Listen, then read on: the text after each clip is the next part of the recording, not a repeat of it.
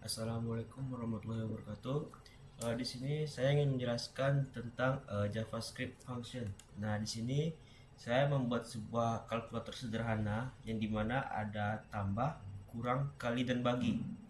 Oke, kalau gitu kita mulai aja. Nah, pertama itu kita buat dulu inputnya dulu.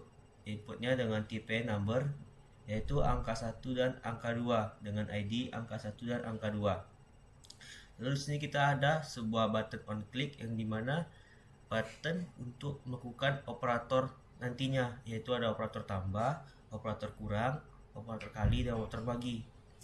Dan di sini kita juga ada button on click reset angka yang dimana kita nanti bisa mereset angka kita. Jadi kita nggak perlu ngapus, kita tinggal tekan tombol reset aja.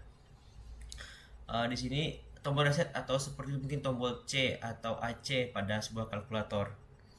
Oke, nah di sini ada ID hasil yang dimana berfungsi untuk output hasil dari operator kita nanti. Oke, lanjut. Pertama ada function get angka,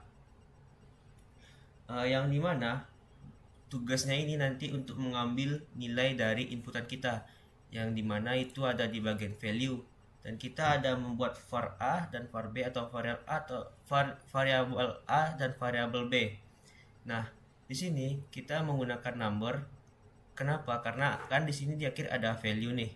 Jadi value itu mengambil inputan kita berupa char, lalu kita ubah dengan number. Nah, apa fungsi dari get angka ini? Jadi fungsinya itu supaya sebuah proses itu tidak perlu kita ulang-ulang lagi pada function tambah, function kurang, kali, dan bagi nanti.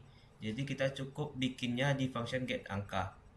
Nah, sekarang kita lanjut ke bagian ke function tambah untuk proses penambahan. Nah, di sini ada variabel AB dengan get angka. Nah, disinilah dipakai tadi function get angkanya. Jadi sebenarnya kalau kita nggak pakai function get angka bisa saja, cuman kita bakalan mengulang proses 3 baris ini ke setiap function yang ada, function tambah, kurang, kali, dan bagi.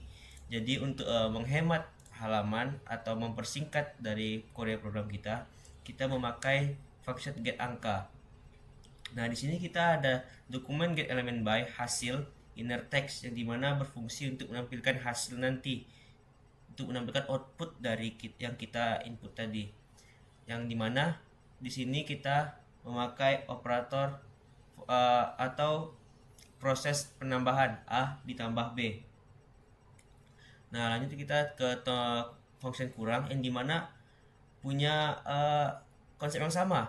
Jadi kurang, kali, dan bagi itu punya konsep yang sama dengan tambah.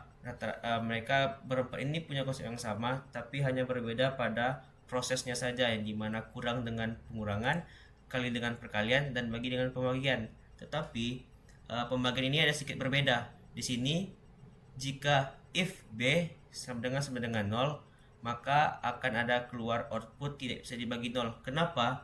Karena memang di rumusnya di matematika, jika sebuah angka dibagi dengan 0 itu tidak bisa.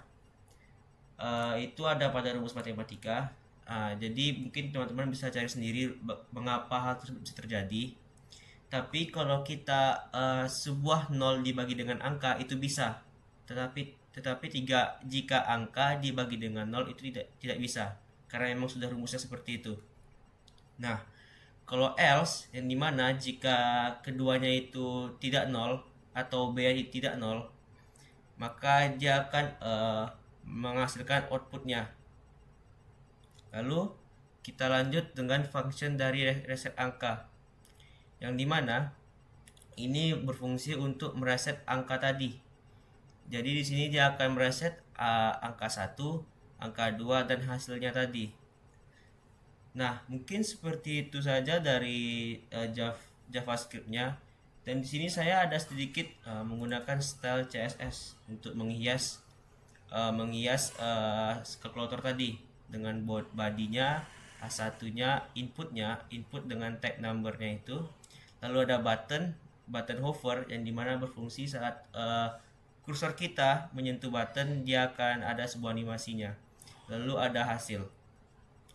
Lalu untuk outputnya ada di sini. Nah, Dengan angka 1 kita bisa masukkan dua angka, lalu kita bisa menekan entah itu tambah, kurang, kali, bagi, dan reset. Jadi kita bisa tes mungkin misal 1 tambah 1 maka akan keluar hasil 2, atau dikurang hasilnya 0, dikali hasilnya 1, dibagi hasilnya 1.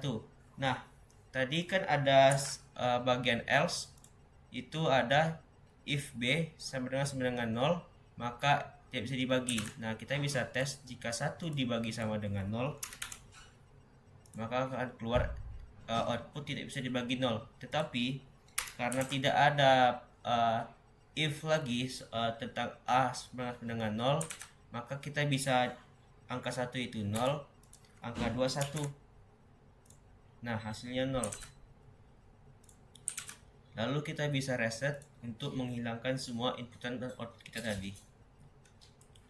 Oke, mungkin sekian aja dari saya tentang JavaScript, karena memang pada kali ini hanya sebuah program sederhana saja, membuat kalkulator sederhana, tidak membuat kalkulator kompleks yang ada akarnya, yang ada persenannya dan segala macamnya. Jadi hanya singkat saja penjelasan pada JavaScript kali ini. Mungkin sekian dari saya. Assalamualaikum warahmatullahi wabarakatuh.